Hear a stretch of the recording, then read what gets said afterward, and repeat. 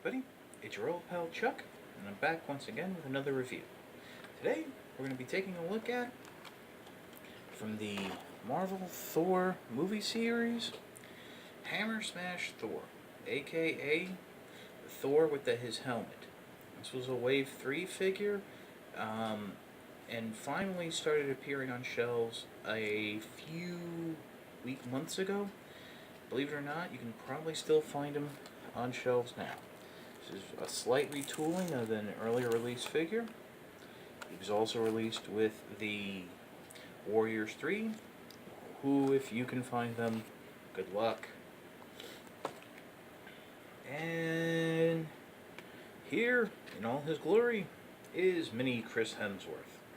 As you can see, he comes with a helmet on his head, since that's what most comic fans prefer. He comes with Mjolnir, his hammer, which is held very loosely in this hand. Usually it ends up sliding down, and is made of a very thin plastic that warps and bends very easily. He also comes with a re-release of this spring-loaded battle blade weapon. Now, I never had the original version of the figure that came with this, so I don't know. The issue I have with it is common. Press the button, and it springs open. Well, this is actually one of the few times it's ever done that for me, without one of these side pieces flying off. It has some speared jewel point in the middle. He can also hold it in his hand, but I noticed that the grip is a little bit thicker than Mjolnir, and thus will stretch out his hand, making it that much more difficult to hold Mjolnir.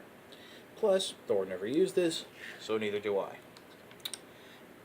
The Thor figure features the same basic articulation as is found in, or was found in, Marvel Universe figures at the time, which basically means he has the hips that you have to rotate to get them to go forward and then out to the side. The one pose I had him in is the one cool pose he can get in.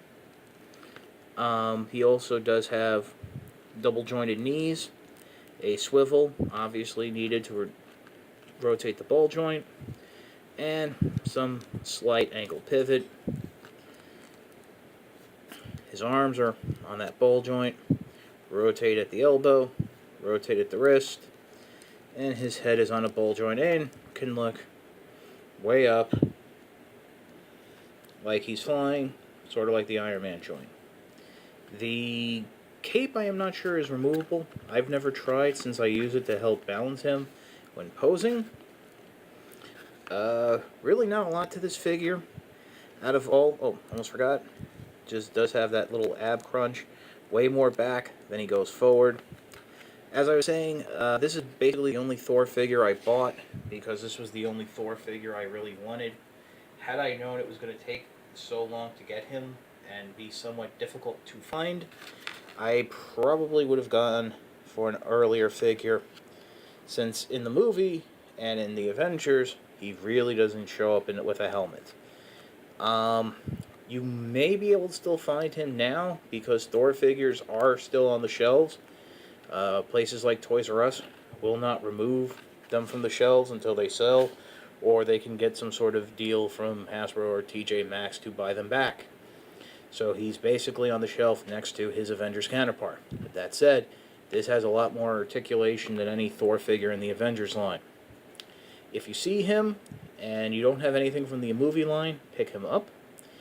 If you see the Warriors 3 and him, and buy the Warriors 3 first, especially Sif, because apparently she's very difficult to find. Actually, wait a minute, Sif is not Warriors 3. Well, maybe she was like Warriors 3 plus 1. It's sort of like, going out to dinner. You always got to say that plus 1.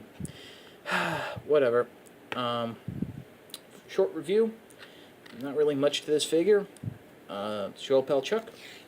For Thor. I will see you next time.